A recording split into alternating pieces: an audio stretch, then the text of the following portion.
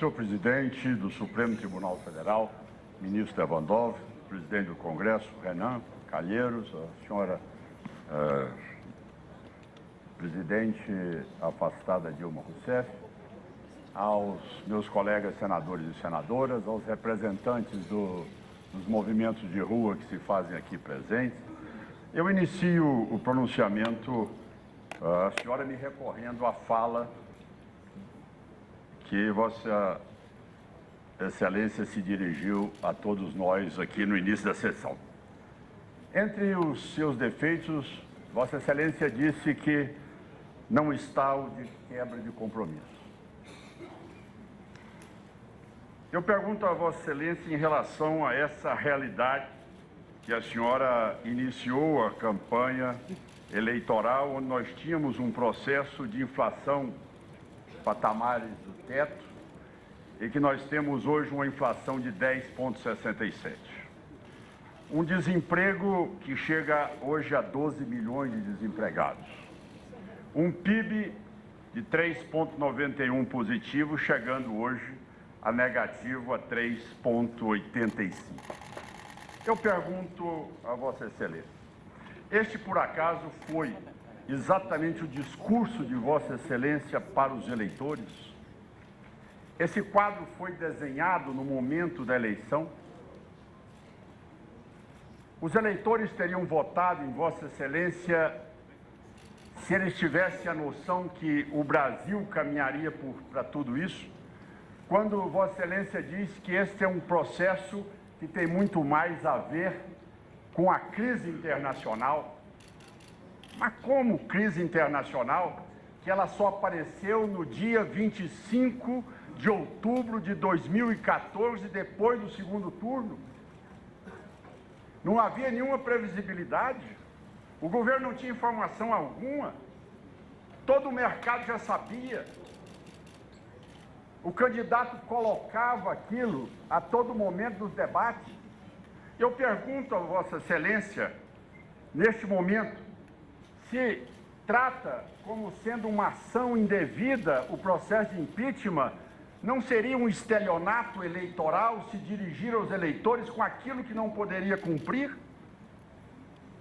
Eu pergunto a Vossa Excelência, quando diz exatamente da situação dos decretos, rapidamente passando por eles, existe a assinatura de Vossa Excelência no decreto, com a data.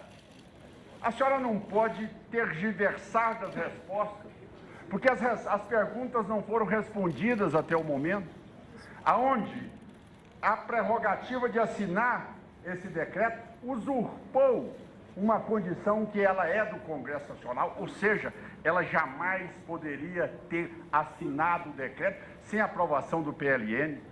Nós vamos mais adiante, quando Vossa Excelência diz sobre as pedaladas. Veja bem, isso não é função minha, é função de ministro de Estado. Eu pergunto a Vossa Excelência, que me recorro a um ex-ministro, ao ministro Jacques Wagner, que na entrevista disse: quem banca a política econômica é a presidente da República. Quem vai bancar a política econômica e quem decide, ouvindo outras pessoas, o ministro é ela. Então, fica claro que a senhora sempre teve o comando da política econômica. Mas um outro ponto que é fundamental, e agora chegando na reta final, é dizer exatamente daquilo em que falam aqui, que olha, este processo que nós estamos assistindo aqui é um processo que ocorreu das pedaladas, mas isso a presidente não tem noção. É importante o seguinte, que todos prestem atenção. Só o Banco do Brasil, FAC, BNDES e Caixa Econômica não foram pagos semestralmente. Todos os bancos privados foram pagos mensalmente. Todos os bancos privados foram pagos mensalmente. Todos esses bancos praticaram a equalização da taxa de juros.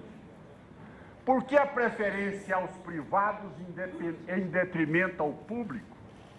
Por que a preferência aos bancos privados em detrimento aos bancos oficiais?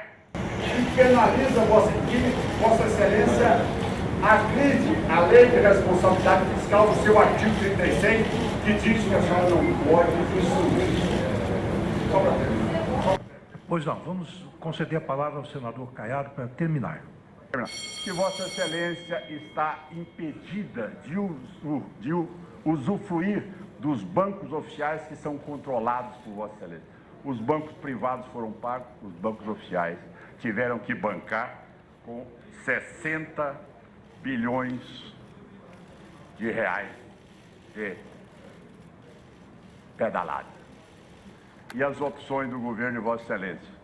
Emprestar para estes países, aqui, governados por tiranetes, e penalizar programas sociais. Agradeço a Vossa Excelência, senador Caiado.